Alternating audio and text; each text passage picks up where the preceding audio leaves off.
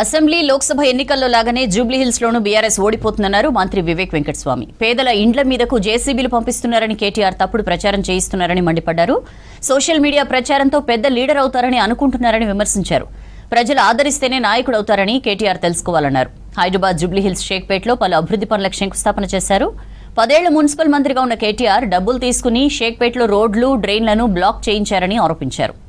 కాంగ్రెస్ సర్కార్ అధికారంలోకి వచ్చాక 33 కోట్లతో అభివృద్ధి పనులు చేపట్టామన్నారు. సీసీ రోడ్లు, డ్రైన్స్, హైటెన్షన్ కేబుల్ వర్క్స్ చేస్తున్నామని చెప్పారు వివేక్.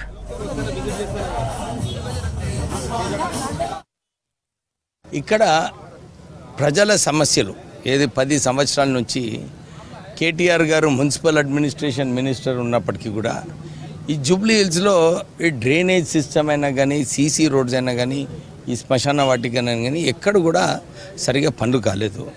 మొన్న కూడా ఓయూ కాలనీలో వెళ్ళినప్పుడు అక్కడ జిహెచ్ఎంసీ కమిషనర్ గారు వచ్చారు, మినిస్టర్ పొన్నం ప్రభాకర్ గారు వచ్చారు, అశోక్ రెడ్డి వాటర్ వర్క్స్ ఎండి గారు అందరు కూడా కలిసి నిజంగానే ఇన్ని సంవత్సరాల నుంచి ఆ రోజులలో కేటీఆర్ గారు మంత్రి పదవి ఉన్నప్పుడు అక్కడ పైసలు తీసుకొని రోడ్ బ్లాక్ చేసినారు, డ్రైనేజ్ బ్లాక్ చేసినారు.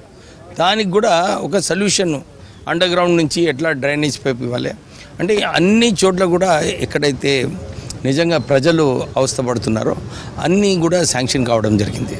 మన కృష్ణానగర్లో కూడా అందరం నీళ్ళలో నడిచినాం. నిజంగా ఘోరంగా పరిస్థితి ఉండే అక్కడ డ్రైన్ మీదనే బిల్డింగ్లు కట్టినారు.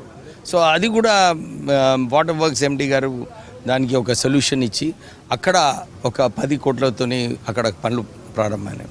ఈ కేటీఆర్ అనుకుంటున్నాడు, అసలు కేటీఆర్కి ఏమైపోయిందంటే సోషల్ మీడియా, ఆయన కంప్యూటర్ బాయ్ అన్నారు కదా, అప్పుడు కంప్యూటర్ మంత్రి అవగాహన తెలియదు.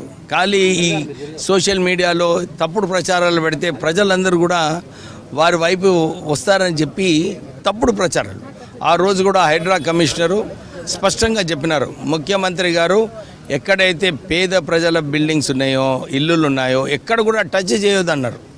కేవలం ఎఫ్టీఎల్ మీద, అది కూడా మూసిలో, ఇక్కడ జూబ్లీ హిల్స్లో ఒక్క జేసీబీ కూడా ఎవరు కూడా ప్లాన్ చేయలేదు. కానీ ఈ తప్పుడు ప్రచారాలు ఏదైతే జరుగుతున్నాయో నేను చెప్తున్నాను కేటీఆర్ గారికి, రాండి ప్రజలలో రండి, ప్రజల మీరేం చేసినారు చెప్పండి ప్రజలకు. అది లేదు కానీ ఈ సోషల్ మీడియా క్యాంపెయిన్ చేసి ఆయన పెద్ద లీడర్ అవుతానని అనుకుంటున్నాడు.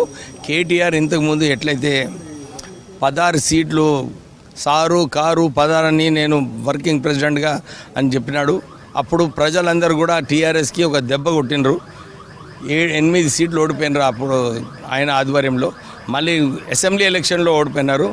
మొన్న పార్లమెంట్ ఎలక్షన్లో కూడా డిపాజిట్ లేని పరిస్థితులు వచ్చినారు. ఇప్పుడు జూబ్లీ హిల్స్లో కూడా అదే పరిస్థితి ఉంటుంది ఆయన లీడర్షిప్లో. ఆయన అది గమనించాలి, అరే నా లీడర్షిప్ నిజంగా సరిగా లేదని చెప్పి. ఎందుకంటే ఇప్పుడు కూడా పనులు మంచిగా చేసినప్పుడు ప్రజలందరూ కూడా గుర్తిస్తారు, గమనిస్తారు.